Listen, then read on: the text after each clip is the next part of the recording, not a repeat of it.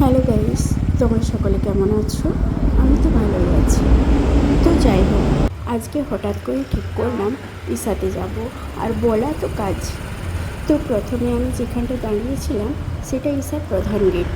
ইসাতে ঢোকার পরে দেখো যে রাস্তাটাতে যাচ্ছি, সেই রাস্তার দুপাশে কত সুন্দর গোলঞ্চ গাছ, দোসারি। আরেক সাইডে দেখো কত সুন্দর কাগজ ফুল।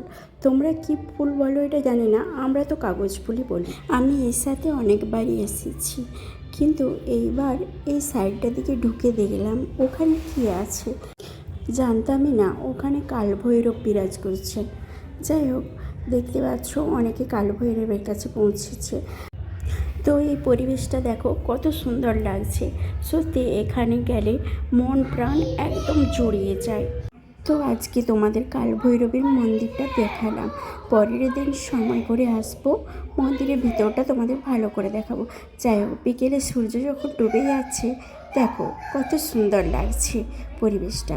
এবার ওখান থেকে বেরিয়ে শিব স্ট্যাচুর কাছে যাচ্ছি।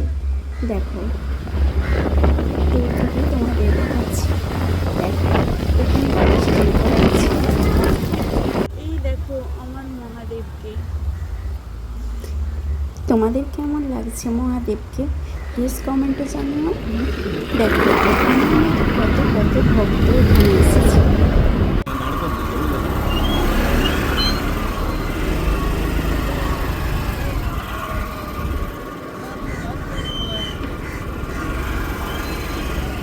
দূর দূরান্ত থেকে দেখো কত বাস, কত গাড়ি, দেখতে পাচ্ছ সবাই কিন্তু মহাদেবের ভক্ত।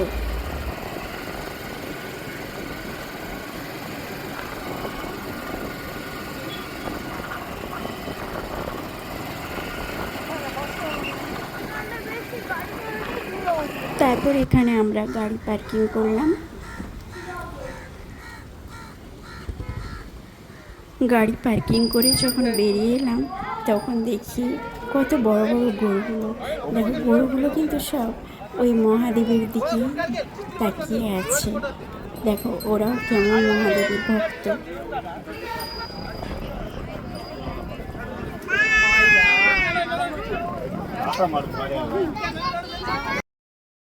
দেখো আমি এখানে ভিডিও করব বলে দাঁড়িয়েছিলাম, তারপর বললাম দেখাও তো কত হাজার হাজার ভক্ত এখানে ভিড় হয়েছে, সবাই দেখুক।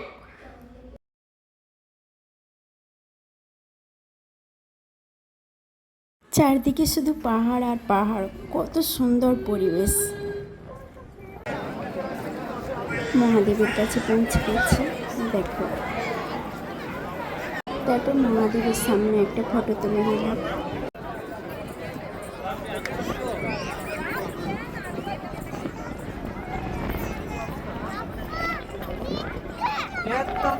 যখন বেরিয়েছিলাম তখন আকাশটা খুব পরিষ্কার ছিল, কিন্তু হঠাৎ করে ঝড় আরম্ভ হলো।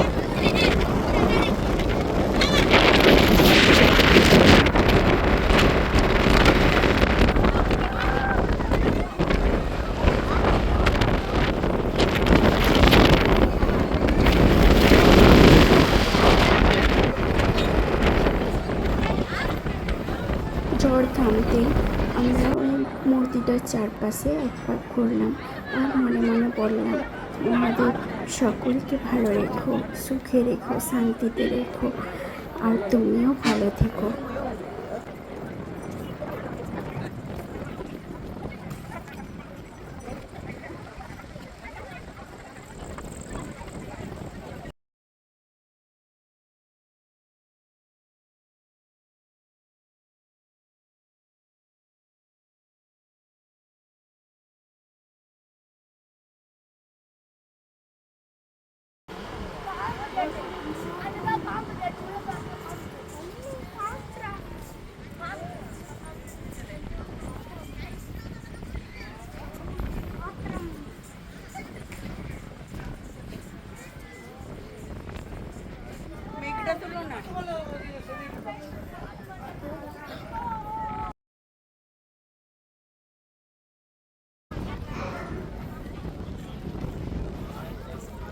দেখো আকাশটা তখন কত সুন্দর লাগছে।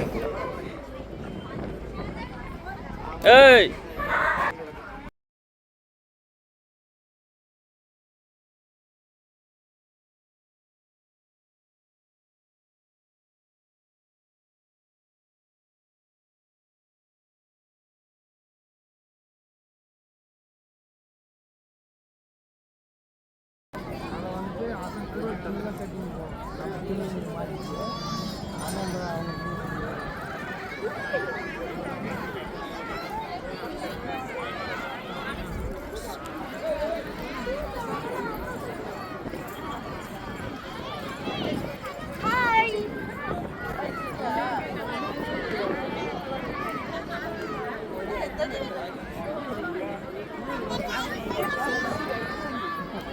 ঈশাতে মহাদেবের সাথে সন্ধ্যাবেলার পরিবেশটা দেখো কত সুন্দর লাগছে।